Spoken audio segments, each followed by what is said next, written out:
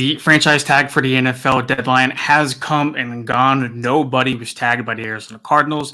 Plus, on top of everything else, we are back from the 2023 NFL Combine, and we have plenty of information to digest and talk about. Welcome to the All Cardinals Podcast. My name is Donnie, joined every week by my co-host, Richie Bradshaw. Before we get into everything, go to comment, like, subscribe, all that good YouTube stuff. Appreciate all the support that you guys do give us. Can't wait to bring you guys more phenomenal content as the offseason truly begins with free agency next week, but that's another discussion for another day. Richie Bradshaw, Combine's over. We don't have to watch dudes run 40s and do all this other underwear Olympic kind of stuff. How are you, my man?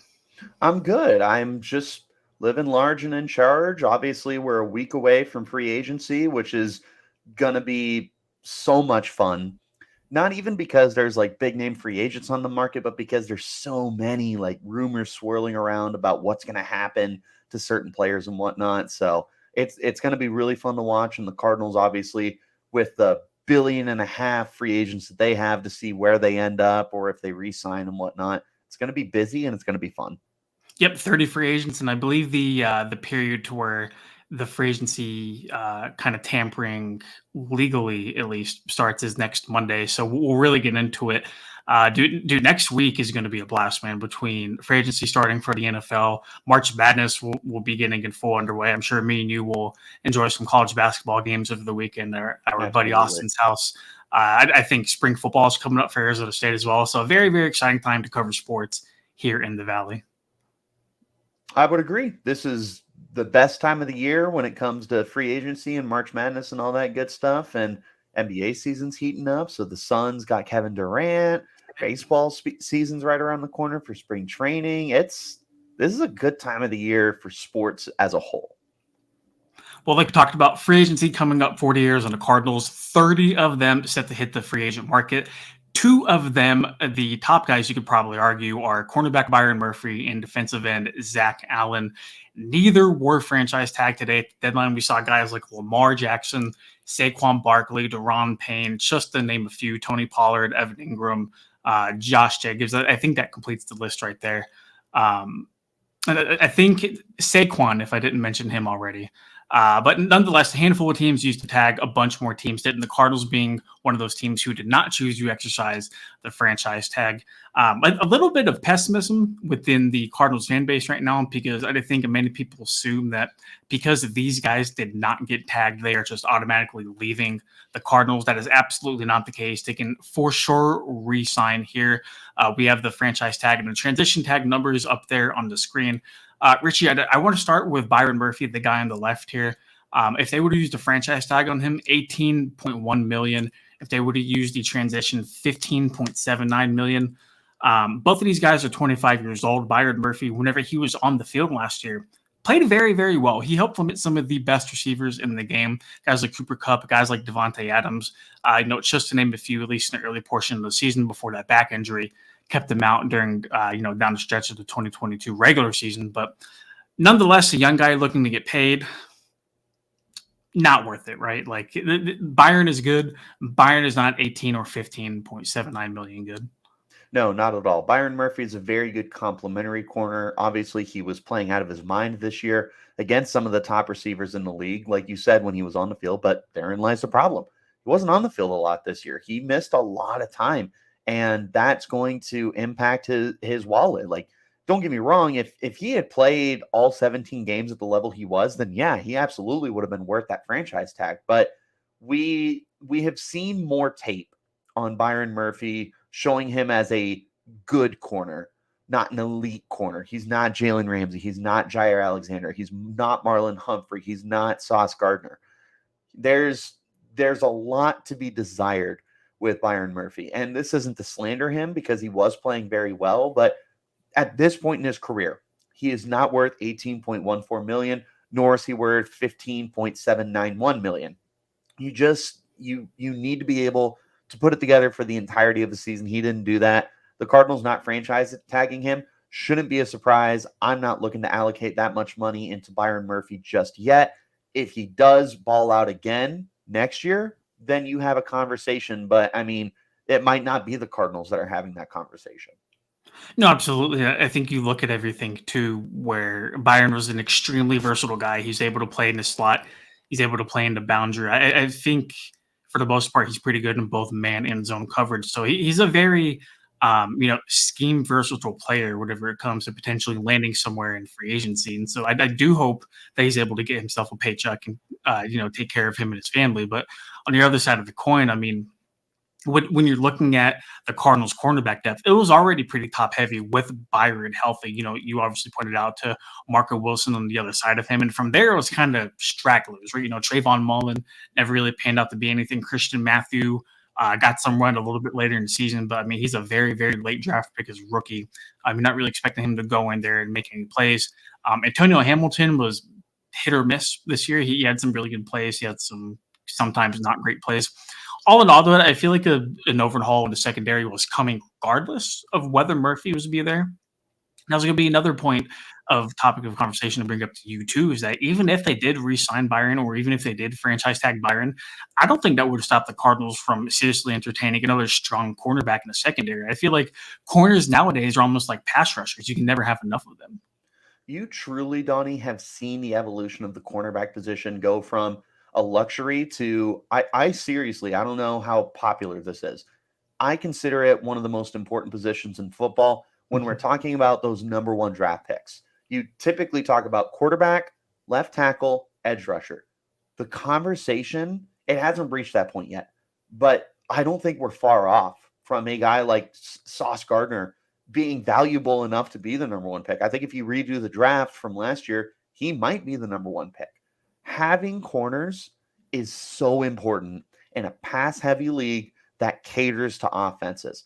For the Cardinals, like bringing back Byron Murphy, I think that they should. I do. Mhm. But that should also not deter them from signing another guy or drafting a guy. Like if you were to trade down in the first round, Devin Witherspoon, Joey Porter Jr., and Christian Gonzalez all make a lot of sense for this team, regardless of what they do at the cornerback spot. Even if they bring in Byron Murphy, even if they bring in another veteran, they should still be looking to get that young lockdown guy, that next Gardner, that next Derek Stingley. They need that guy in the secondary. Byron Murphy's not that guy, but he is still a very good player. Bring him back, in my opinion, but know that you still need to address that position that is quickly becoming one of the most positions to have in all of football. No, I would agree, and I think Cardinals fans know exactly how important a top tier cornerback can be. Watching Patrick Peterson all of those years too, and just to be very, very clear, I'm also Bring him hashtag back. team bring Byron back. I think Byron Murphy is a very, very good corner. Maybe just for not the price tag that the franchise and the transition tag would have brought on. Granted, you could tag them and then still have until I think July 15th to orchestrate a long-term deal with them. Maybe the Cardinals just want to see what kind of other money Byron is going to get from other organizations elsewhere. But that's kind of the business of the game, and I think both Murphy and the Cardinals are kind of see which side is able to lose that game of chicken there. On the other side of the coin, we talked about how valuable cornerbacks can be. The front seven also needs to help them a little bit too. The Cardinals are losing J.J. Watt to retirement and potentially Zach Allen after he was not franchise tagged as well. The numbers for him were a little bit more expensive, $19.7 million on the franchise tag and $17.4 on the transition tag. We've gone back and forth a little bit on this podcast about if you had to pick one, who would it be? I was team Allen, you were team Murphy. I feel like you really can't go wrong with either guy, but especially losing JJ, I feel like Allen has the potential to maybe get paid a little bit more than Murphy. I think Allen's going to receive a good bit of interest across the league as, opposed to Murphy. Not to say that Murphy's bad, but Allen came on very, very strongly for the Cardinals last year. A whole lot of other teams around the league took notice. And honestly, if I'm the Cardinals, I'm more worried about Allen leaving than I am Byron Murphy. Probably. And I think that has to do with the availability that he's presented as he has been healthier, not only this year, but in previous years as well. We really got to see him take that next step. He had the 5.5 sacks last year. He was a very quality defensive lineman for the team against the run, getting into the backfield, opening up lanes for the other defenders to be able to swarm to the football. Allen's a very, very valuable part of this defense. The problem is this franchise tag, is so inflated by other really good defensive linemen on the market, like Aaron Donald, like Chris Jones, like DeForest Buckner, and so many other guys as well. Like, it's just, he's not at that caliber yet. Could he be? Sure, who knows? But as of right now, similar to Byron Murphy, like, he's just not worth that right now. He could potentially be. The difference between them is I think Byron Murphy is set for a 1-year deal. I think Zach Allen is set for a bigger extension. I think he's going to look at that 3, 4, maybe even 5-year contract extension.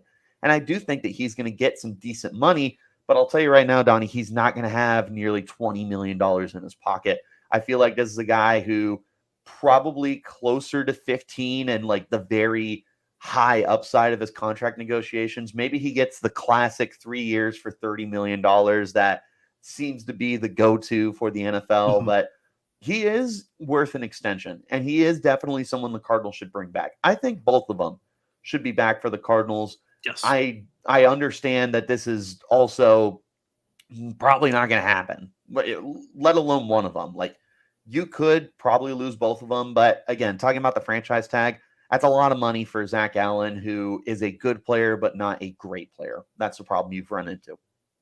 Yeah, and I think in like a fairy tale optimal, no realistic kind of limits on the box, you bring both of them back. I think you would very much like to bring Byron Murphy and Zach Allen back. And general manager Monti Ossenfort talked about that at the combine and said, "Look, we would love to have both back. This is a business.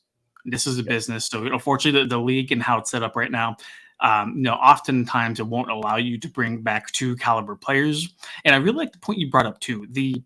If you sign, because both of them were 25, if you signed them to like a 3-year deal, for example, by the time they're done with the second contract, they're 28 years old. They haven't even hit 30 yet. So Right. maybe even after that, you can still squeeze a little bit of their primes out of them. And I feel like how it's setting up right now, both of them are going to obviously see a pay increase, right?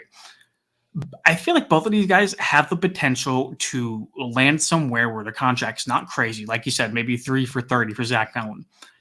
Both of these guys have a lot of potential to outplay their current contracts or whatever contract they're about to receive in free agency. Especially I think it's especially Murphy and the cornerback market and how it is, and Allen too with edge rushers. I mean, if he continues the trajectory that he showed he was on this year, he's going to be a steal if he gets signed for 30 for 3 years. These are very good players, Donnie. They are guys that you can build a defense around. I don't know that their ceiling is Pro Bowl or All Pro or like top 10 at their position.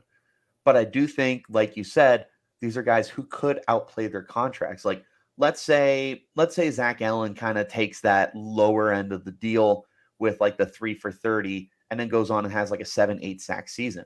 I would say he outproduced that. If Byron Murphy were to sign a 1-year deal for, I don't know, 7 or 8 million, and he goes on to play all the games and play at the level he played last year, he outplays that contract. They are definitely guys that are capable of doing that. And I think that's part of the predicament that Cardinal fans find themselves in, is they know that these guys could be really good and they don't want to let them walk. They don't want to lose the guys that actually have worked out for this defense. That is a very tough sell. But again, just like Monti Ossenfort said, this is a business. And unfortunately, it's going to require some very difficult decisions. You're not going to keep everyone, Donnie, especially now that Kyler Murray is getting ready to enter the big money days of his contract. You got to understand the guys that you should bring back and the guys you wish you could bring back. And right now, based off of what's going to happen in the future, these are guys you wish you could keep. Yeah, and that's the thing too. You have to look at Arizona, probably heading into what they consider to be a rebuild year. Both of these guys kind of fit the mold of the type of player they want to bring into Arizona. Still relatively young, very refined within the facility, even though a lot of players don't like the facility, apparently. Jeb. They are paying for their food. Yeah. Talented young guys. Dude, I get free food in the press box. That surprised That's what me I was saying. Yeah, that after flank reading it. steak was pretty damn good. Both of these guys fit the profile of a young defensive guy who can possibly anchor the rebuild and, help this football team turn around to what Jonathan Gannon and Nick Rallis want this defense to be. But just because they were not franchise tagged, that doesn't mean they're going anywhere. It could mean they're going somewhere, but obviously you have to wait and see with both Allen and Murphy. But it's not the end of the world. Free agency is going to be a very, very fun thing for everybody to enjoy, especially with the Cardinals. Like we already pointed out, 30 players getting ready to enter free agency. Bouncing from free agency to the draft, though, because let us not forget the NFL Combine was last week. Let me tell you about my Wednesday, Richie. So we talked to Tyree Wilson. We talked to Will Anderson, feeling really good, sitting probably 15 feet away from the podium where Jalen Carter is supposed to talk, Georgia Bulldogs defensive tackle. And I get a nice little notification on my phone. It says, hey, Jalen Carter is wanted for arrest in the state of Georgia for 2 misdemeanors for recklessly driving and probably lying about what happened the night where he was speed racing with one of his fellow teammates and one of the assistants. And that accident turned out to be fatal. I guess he lied to the police about where he was and kind of what transpired over there. So a lot of stuff happened. 10 minutes before he was supposed to speak, by the way. A mob of people were around the podium, that very podium on the screen, where he was supposed to speak. 10 minutes before he was supposed to, that news pops up. Obviously, he didn't speak at the Combine. A bunch more stuff came out.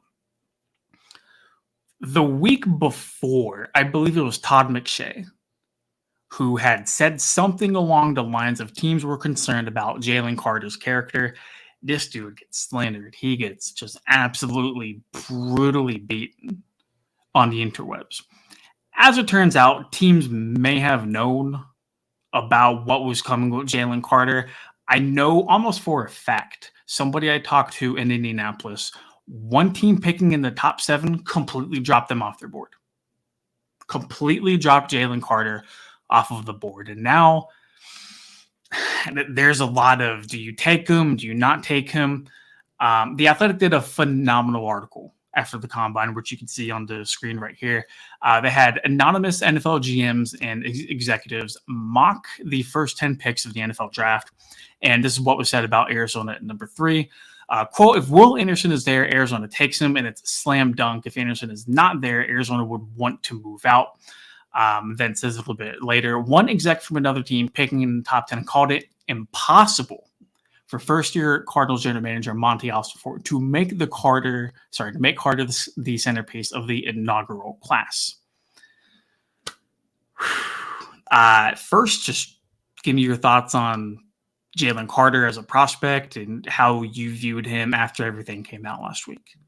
So, not to disappoint you, but I am hesitating on judgment with Jalen Carter when it comes to the arrest and everything. I normally am somebody that'll really hop on that bandwagon of like, oh, this is a bad person, this, that, and the other. I think that this is such a delicate situation that this needs to be monitored. My thoughts on this will change as more details come out. But as of right now, I'm trying to just focus on him as the player. And as the player, this is blue chip. This is a guy who looks like Ndamukong Suh, like the dominant presence that he has on that defensive line. Keep in mind, there were three defensive linemen who were taken in the first round last year from Georgia. One of them was the number 1 pick in Trayvon Walker. Carter is better than all 3 of them, pretty definitively. As a prospect, this is a slam dunk guy. But I do have to agree with that comment that was made that if you're Monti Ossenfort, like right now, it would be very difficult to say that your first ever pick in any NFL draft was a polarizing player off the field. Like that's a tough sell. If he hits, obviously no one worries about it. But if this is a continued issue, that's really bad on Monty's resume. So I do agree that you probably can't take Carter. I don't think he's a guy you remove from your board, But I definitely think that's just like I said, it's a very delicate situation. It's not something that, in my opinion, should be rushed to judgment for. I guess And is kind of what I'm getting with. no, absolutely. I'll get into that with you in a little bit here, but kind of the three consensus guys here: Will Anderson, Jalen Carter, and Tyree Wilson. Kind of the three main guys you see mocked to the years on the Cardinals thus far. All have like pros and cons, I guess, to what they can possibly be. I did think the quote in the middle here was another interesting one. It says, Monty comes from New England, and they are not going to gamble on character at the top of the draft. And assistant GM said, you can't do it for the first pick. They have to go with the Alabama kid Anderson, best rusher in the draft. Can't miss character. But then you also had another GM, a GM from a team picking outside of the top 10 that said the Carter was still going to land with Arizona and said it was too early to say whether Carter's involvement in the fatal crash would drop him significantly. Quote, it depends when all of that comes out of it, or sorry, it depends what all comes out of that, but I doubt it. Dude, I think it's just a matter of opinion at this point. And we didn't get an opportunity to talk with Carter. Only the teams at the combine did, and I'm sure more conversations and meetings will ensue with teams who are possibly interested in him. But we don't fully know what happened. We don't know what's being said in those meetings. We don't know what's being said in those interviews. All we can do, at least right now, in front of these microphones, is kind of just evaluate the player. And dude, almost a can't miss player at defensive tackle. And I remember earlier in the offseason, we were talking about how it would be a home run if you got either Jalen Carter or Will Anderson. But like from a public perspective right now, it kind of looks like it's Will Anderson, or trade down for the Cardinals. It really, really does. And I think there's talk about even if Anderson is there at number 3, which at this point, it very, very much so looks like. If Chicago trades out of number 1 and the Texans are going to take a quarterback at number 2, the Cardinals are going to have a lot of phone calls to will and deal with that pick number 3 come late April. Do you trade down and still possibly take Jalen Carter? No. Let's say you trade down to the 7, 8, or 9, and Jalen Carter is still somehow on the board. You have to, right? Is Will Anderson on the board at 3? Yes. No. I cannot pass on Anderson. I truly believe that Anderson is can't miss. I think this is not – I love the term presidential talent where we talk about – because it feels like every 3 to 4 years there's some great prospect that we want to call generational. I will call Will Anderson generational. This is a can't miss guy. This is one of the most dominant defensive players college football has seen in the last 10 years. This is a guy who has very few, if any, weaknesses right now. The Cardinals need a pass rusher. We talked about the 3 positions that matter most at the top of the draft, and he fits that bill as a pass rusher. I can't pass on Anderson.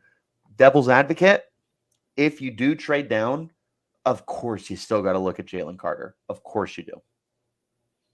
So you have the Colts at 4. You have the Seahawks at 5. The Colts are definitely in the market for a quarterback. I mean, ideal world, you trade back to number 4, pick up some minor draft capital, and then you still get Will Anderson at number 4 with a little bit of extra draft ammo. I don't think you're moving back to 5 and getting Will Anderson. I don't think you're moving back to 6, 7, or 8 and getting Will Anderson. My question for you, if Jalen Carter had a squeaky clean record off the field, does that change your opinion at all about Will Anderson being there at number 3 and passing on him? Potentially, because that leaves you with 2, and I'll say it's about Carter too. I believe Carter is generational. I think this is also a can't miss, a guy with very few, if any, weaknesses on the field. This is Ndamukong Suh all over again, in my opinion. I see him in that kind of light as a prospect. You have both of them on the board. I think you see if you can trade down 1 or 2 spots and see if another team comes up for a quarterback, and then take whoever Seattle doesn't take, I suppose. But yeah, if Carter did not have the circumstances that are following him right now for the off-field stuff, then you would consider it, as long as you can guarantee you could still get one of those guys. And see, I went into last week kind of assuming the Cardinals would be happy with either Carter or Anderson at pick number 3, and then going from there. I think my biggest takeaway from the combine is the Cardinals are very open to trading out. How far down the pecking order they want to go, I don't know. I think it's going to depend on the package. But Monty definitely will be listening to conversations. And I feel like with a GM, a first-time guy who knows there's plenty of holes in the roster to fix, I think he would be willing to chance the opportunity to pass up a guy like Carter, like Anderson, to move down a little bit, get some much-needed draft ammo, and then maybe go from there. Should they? I don't think so. And I think, and shout out to our good friend Andrew Harbaugh, who helps out a lot with the draft content on their website too. He made a good analogy to where most general managers are willing to risk trading away one solidified lottery ticket for 5 lottery tickets who you don't really know if they're going to be winners or not. I understand a lot of GMs think that way. I understand the allure of trading down from pick number 3. If you can go to number 4, like I said earlier, and still get Will Anderson, perfect. If you can go to number 6 and still get maybe Jalen Carter, perfect. All it takes is one team. The NFL draft is the most unpredictable puzzle known to man. Every year, we are just flabbergasted by one pick, and that one pick changes the trajectory of everything that we had known and believed to be like common groupthink, I guess would be the best way to put it. If I'm running the Cardinals, I don't trade out of number 3. Agreed. I know Will Anderson is going to be there. Take the solidified talent. You make a good football team by adding good football players. Like you said, I'm not willing to put the generational label on Will Anderson. I think he's extremely good. If the Cardinals take him, I hope he's generational. I'm not trading down. I'm not trading down unless it's to 4 or 5, but Seattle's not going to move up to number 3, especially since they just signed Geno Smith to that massive extension too. It's going to take a lot. It would really, really take a lot for me to trade down. Maybe if you move down, I forget who has pick number 6, but if you can move down to number 6, the chances of Anderson or Carter being there, I like that a little bit more. But I mean, dude, in the NFL draft, like you can't take hypotheticals like that. Detroit is number 6. Donnie, Detroit might move up for a quarterback. Detroit might. I don't think they will. I think Jared Goff earned himself another year there. I agree. But, I mean, I wouldn't rule it out. Let me ask you this. Yes. If you're Monti Ossenfort and you get the opportunity to trade down, let's say Vegas trades up from 7. They offer you this year's first, next year's first, and a couple other picks. Are you willing to run the gamble that you're the team who passed on Will Anderson? Are you willing to say, first-year general manager, you're the guy who saw Will Anderson and you said, nah, we're going quantity over quality, and then he turns out to be Myles Garrett? Are you willing to do that? Because I'm not. I can't do that. I know, first-time general manager, I have to nail this pick. Yep. Will Anderson nails this pick. I truly, and I would be befuddled if he somehow busted. I would have it would have to be injuries. It would have to be off field. I truly believe that this is a guy who translates to the NFL seamlessly. As a freshman, he would have been a first-round pick. As a sophomore, he would have been the number 1 pick. As a junior, this is a guy who isn't going number 1, not to his fault, but because there are quarterbacks that need to go. This is a guy who has been an elite talent all 3 years at Alabama and has only gotten better. I can't do it. Could you, if you're Monti Ossenfort? No, not at all. I think, how do you want to be remembered? Exactly. Do you want to take Will Anderson? And granted, he could bust. He could very well just not be the guy we think of him to be. Dude, absolutely. I would rather bust on Will Anderson than almost any other player in this draft. Will Agreed. Anderson has the capability to be a cornerstone defensive franchise player to help turn your football team around. And I'm going to go back to the whole lottery ticket analogy. I am going to sit there and take the sure thing that we think and hope to be in Will Anderson. I'm sprinting to the podium at number 3, and I'm taking Will Anderson. Would it be nice to trade down and get Jalen Carter? Sure, but you don't know what you're getting out of him. Off the field, apparently. There's some concerns about his engine and his motor on the field. I'm not really buying that. I think he's a phenomenal player. And I think what happened to Jalen Carter last week made Arizona's decision 10 times easier. It's just a matter of if they see an offer, they feel like they absolutely cannot pass up to go and get Will Anderson. He's the guy who does more for you than just on field. Donnie. Yep. That's a jersey seller.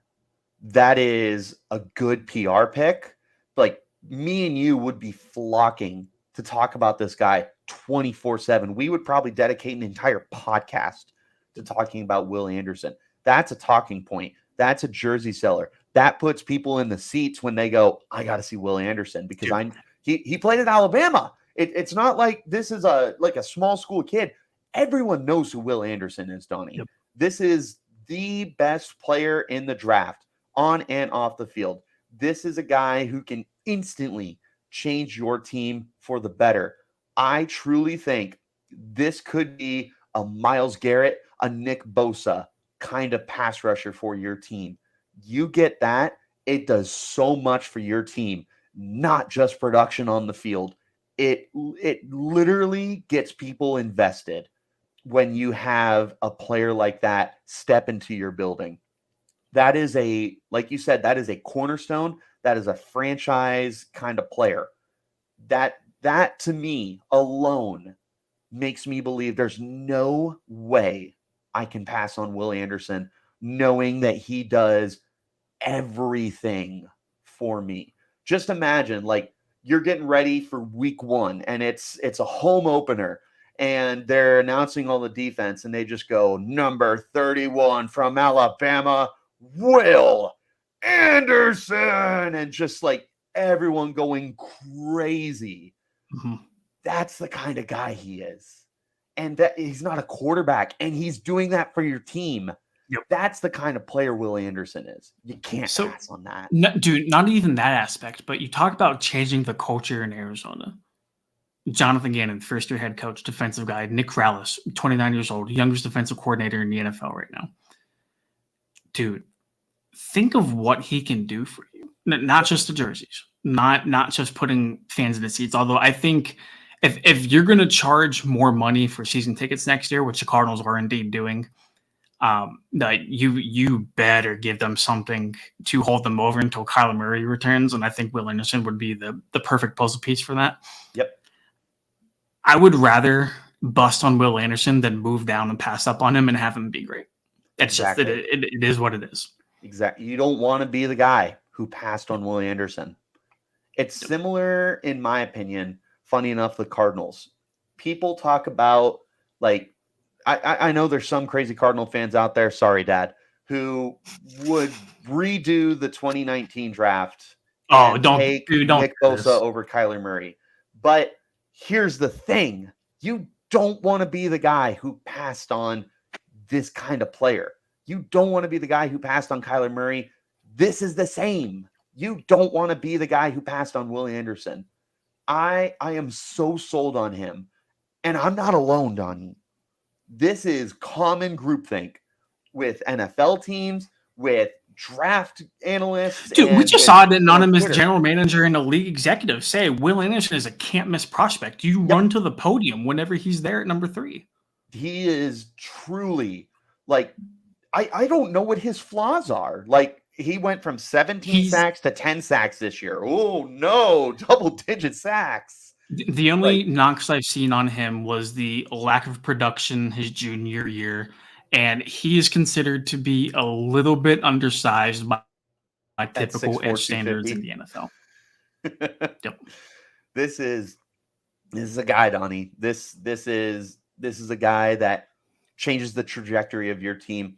And to a point that you made, and I want to emphasize it, who's the new head coach again? Oh, he's a defensive mind, right? Yeah, sir. He's a defensive-minded coach. Yeah, I'm 100% taking Will Anderson. He literally just had 3 edge rushers with 11 sacks. I like to think Will Anderson, his potential is better than Hassan Reddick, better than Josh Sweat, better than Robert Kimdichie. Very, very much better than Robert Kimdichie. He is better than a lot of Brandon Graham. He's better than what the Eagles had last year. Like, now imagine, let alone year 1, imagine year 3, year 4, when he has blossomed into that perennial dominant kind of guy. He's got all pro potential. This is the definition of can't miss. And to quote the great Richie Bradshaw, you don't draft a player for what they are, you draft a player to what they can be. And Will Anderson has the highest ceiling, I feel like, out of almost everybody in this draft. Oh, and it's sky high, Donnie. It is sky high. So I don't want to get carried away talking about him like he's Lawrence Taylor or like he's like Aaron Donald. Or I will, man. This is the guy. I think talk about him like that. I think we established the All Cardinals podcast as very, very pro Will Anderson, not anti Jalen Carter, because I think if Carter does still somehow end up on the Cardinals, that is phenomenal in its own ways if he can not do some of the things that he's done in the past. But man, dude, you re-sign Zach Allen and you get Will Anderson in the mix, and Jonathan Gaden's going to have a lot of fun next year. A lot of fun. You know that I will continue to link Javon Hargrave to this team too. You tell me you roll out a defensive line that has Will Anderson, Javon Hargrave, like you said, maybe Zach Allen and Myjai Sanders. That sounds like fun. That sounds like a pass rush. Yep, and a pretty good one. Yep, that's what you need in a division like NFC West too, man. Like Geno sticking around in Seattle. I'm sure whoever plays quarterback for the 49ers next year, probably Kermit the Frog at this point. Yep, I mean, he's going to do great. And then, I don't think the Rams are going to have their entire offensive line get hurt again. So a Sean McVay offense with Matthew Stafford running it again looks pretty darn good as well. I can't believe he hasn't retired. Off topic. I can't believe he hasn't retired. I know, man. Good for him. All right, Richie, any parting thoughts? I do want to just mention that the way I talk about Will Anderson, I do feel that way very similarly with Jalen Carter. Yeah. It's just right now you have to manage those expectations. If he comes back squeaky clean, I mentioned he's a Ndamukong Suh. So that should tell everyone how high I am on Jalen Carter. This is not a bashing Jalen Carter podcast. This is a very much like we just have to be careful moving forward with him. But when it comes to Will Anderson, can't miss. This is the guy. This is the next guy. I don't have a pro comparison. I know Lance Zierlein from NFL.com said he's DeMarcus Ware. Ooh. That's a pretty good. Okay. That's a pretty good upside, I would say. Yeah. I've seen worse. And it's so funny. Like, normally you would hate that you compare guys to Hall of Famers, and Will Anderson, you're like, yeah, I can see it. All right. For Richie Bradshaw, my name is Donnie Druin. Thank you so much for tuning in to another episode of the All Cardinals Podcast. Go ahead and like, comment, subscribe to the video below. Appreciate all your guys' support. We will be back soon. Maybe previewing free agency, maybe not. Kind of got what we see is going on the good old schedule. But until then, we'll see you next time. Pro Will Anderson. Pro.